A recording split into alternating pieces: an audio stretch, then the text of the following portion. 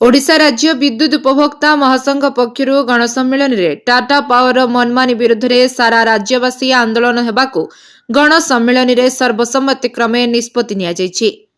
तेज महासंघर सभापति पंचानन कानूनगो अध्यक्षतार गणसम्मेलन में विजेडी दलर उपसभापति देवी मिश्र, पूर्वतन सांसद ब्रजकिशोर त्रिपाठी, वरिष्ठ कांग्रेस नेता निरंजन पट्टनायक, पूर्वतन विधायक बालगोपाल मिश्र, पूर्वतन सांसद रामचंद्र खुंटिया, वरिष्ठ सांबादिक रविदास प्रमुख बहु विरोधी दलर नेतृवृंद टाटा पावर उपभोक्ता उपरे जुलुम शोषण विरोध में तीव्र स्वर उत्तोलन करथिले। सारा राज्यवासी दलबल निर्विशेष निज हक और परिवेश रक्षापी आंदोलन करने, जिला ठारू सहर और गाँ अंचल आंदोलन करने ओडिया विद्युत उपभोक्ता महासंघ को विरोध दल समर्थन करिबो।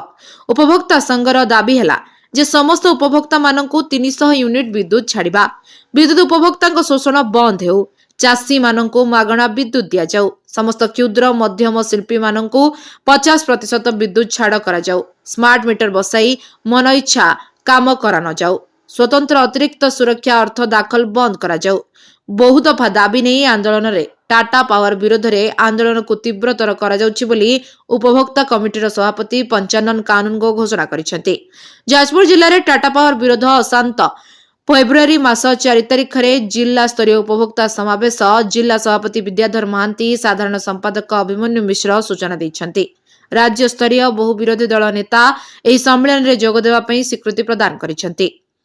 जाजपुर अभिमन्यु मिश्र रिपोर्ट, लिव लाइफ ओडिया।